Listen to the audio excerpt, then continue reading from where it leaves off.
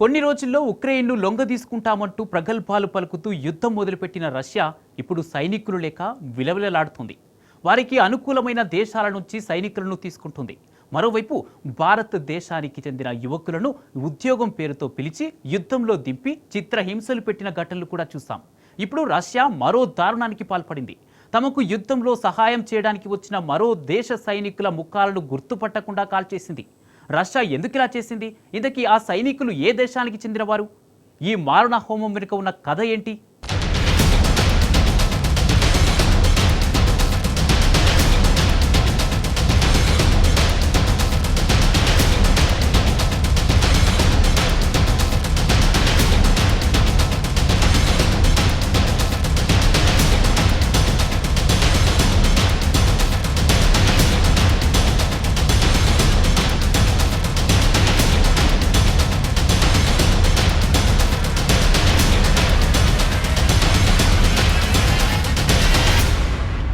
కొన్ని నెలల కిందట రష్యా నుంచి కుర్స్ రీజియన్ ను ఉక్రెయిన్ స్వాధీనం చేసుకుంది.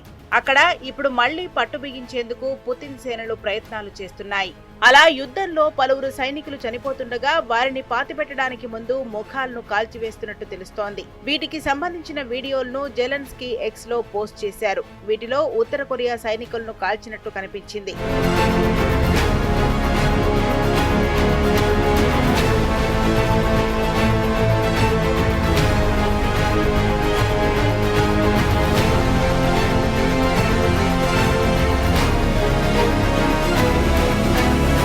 కొన్ని సంవత్సరాల నుంచి జరుగుతున్న యుద్ధంలో రష్యాకు విరక్తి రావడం లేదని, పైకి తిరిగి ఇంకా దారుణాలకు పాల్పడుతోందని జెలెన్స్కీ ఆరోపించారు. ఉత్తర కొరియా సైనికుల మరణాలను దాచడానికి ప్రయత్నిస్తోందన్నారు.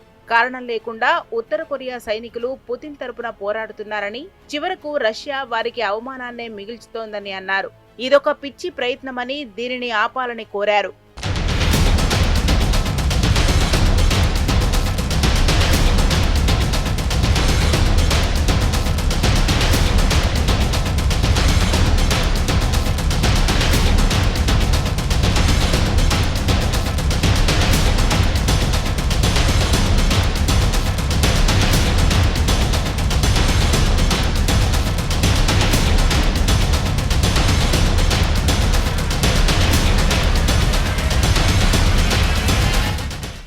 రష్యా కుర్స్క్ ప్రాంతంలో నార్త్ కొరియా సైనికులు అనేక మంది ప్రాణాలు కోల్పోయినట్లు అమెరికా సైనిక అధికారులు తెలిపారు. ఈ సైనికులు ఉక్రెయిన్ సేనతో యుద్ధం చేస్తూ మరణించినట్లు పేర్కొన్నారు.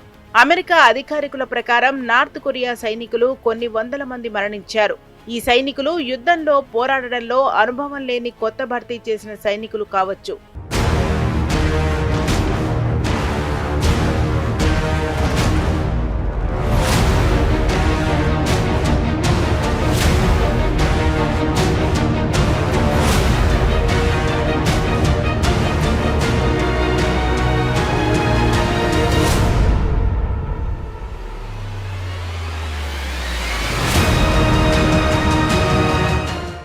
రష్యా ఉక్రెయిన్ యుద్ధం చాలా వేగంగా విస్తరించడంతో వివిధ దేశాలు తమ సైనికులను యుద్ధంలో పాల్గొనడానికి పంపుతున్నాయి.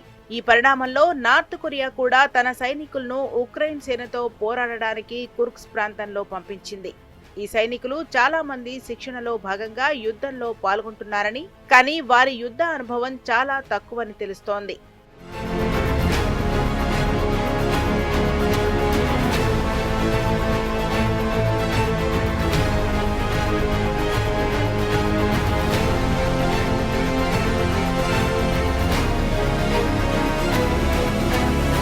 నార్త్ కొరియా సైనికులు ఎక్కువ మందికి యుద్ధం గురించి సరైన అవగాహన లేకపోవడం వలన యుద్ధంలో తీవ్రమైన సవాళ్లను ఎదుర్కొన్నారు. వారి శిక్షణ లోపం, పోరాట నైపుణ్యం లేకపోవడం, ఆయుధాలను సమర్థంగా ఉపయోగించడంలోకి వస్తున్న సమస్యలు ఆయా సైనికుల మరణానికి కారణమయ్యాయి. వీరికి యుద్ధానికి సంబంధించిన సరైన శిక్షణ ఇవ్వలేదు.